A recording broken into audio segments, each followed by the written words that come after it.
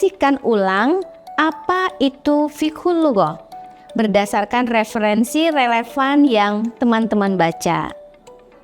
Setelah menyimak video ini, saya harap teman-teman terbuka untuk bisa berdiskusi dan tidak ragu untuk bertanya atau berbagi pandangannya tentang pengertian fiqhul lughah. Apa pengertian fiqhul lughah? Apakah ada yang familiar dengan istilah ini? Ya, secara etimologi, fiqhul lughah berasal dari kata fiqih yang berarti memahami atau mengetahui sesuatu, dan lughah yang berarti bahasa atau setiap lafadz yang diungkapkan untuk suatu makna. Jadi, secara etimologis, fiqhul lughah berarti memahami bahasa serta hakikatnya, atau ilmu yang mengkaji problematika bahasa, baik dari aspek bunyi, kosakata, struktur, karakteristik fonologis, morfologis, sintaksis, dan juga semantik. Nah, fiqhul lughah juga mengkaji tentang dialek serta problem-problem yang muncul di sekitar bahasa. Atau lebih singkatnya, fiqhul lughah adalah ilmu yang mengkaji bahasa, objek-objek, serta problematikanya. Terdapat perbedaan antara ilmuwan modern Barat dan ilmuwan modern Arab tentang istilah fiqhul lughah dan ilmu lughah. Dalam istilah modern, ilmuwan Barat menyebut ilmu bahasa sebagai linguistik.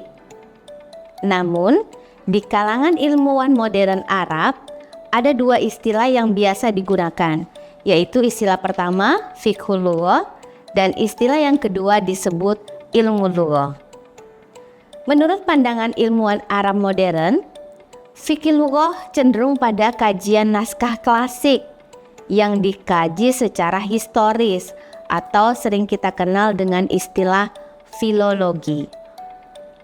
Sedangkan ilmu lughah lebih condong kepada ilmu bahasa yang masih digunakan dan relevan, yang dikaji secara deskriptif dan komparatif.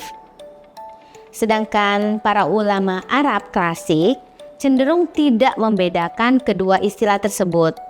Hal ini dikarenakan sulit sekali membedakan antara fiqhul lughah dan ilmu lughah, sebab isi pembahasan keduanya seringkali tumpang tindih satu sama lain, baik itu di barat maupun di timur. Terkait perbedaan fiqhul lughah dan ilmu lughah, Emil Badi Yaqub adalah salah satu ulama yang memaparkan perbedaan kedua istilah tersebut dari berbagai aspek. Pertama, dari aspek metode kajian.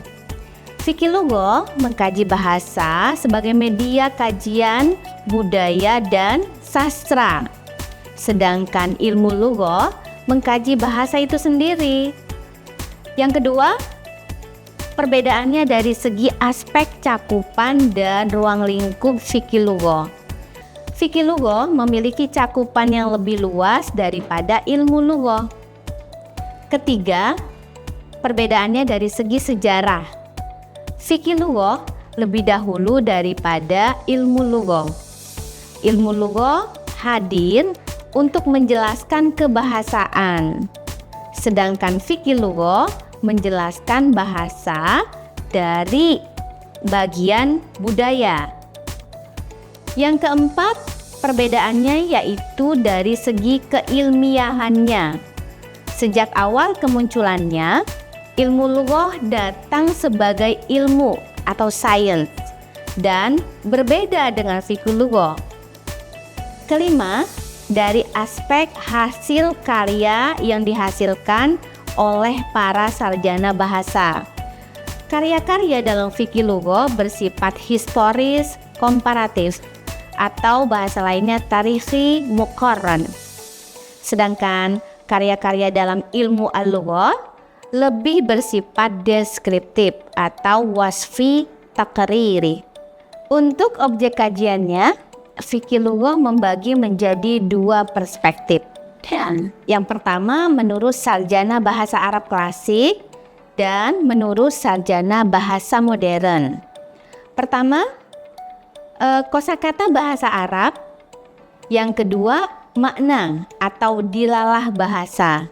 Dan yang ketiga, klasifikasi tema-tema bahasa.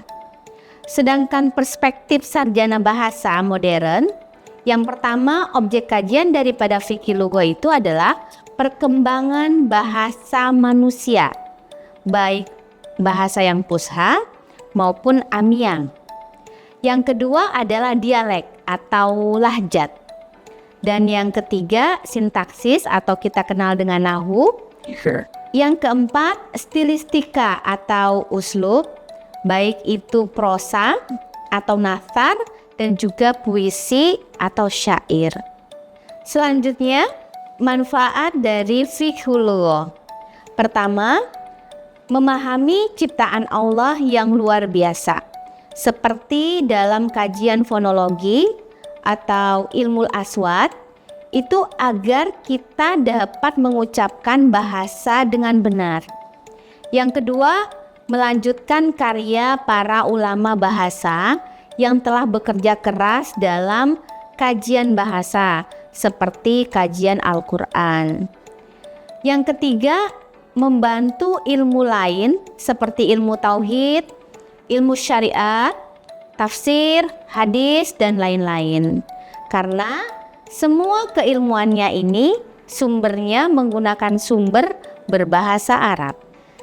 Demikian materi dan bahan diskusi dari saya terkait pengertian fikih lughah, perbedaannya dengan ilmu lughah, objek kajian fikih lughah, serta manfaatnya. Untuk materi lebih lengkapnya, silakan teman-teman membuka LMS atau Learning Management System beserta modulnya.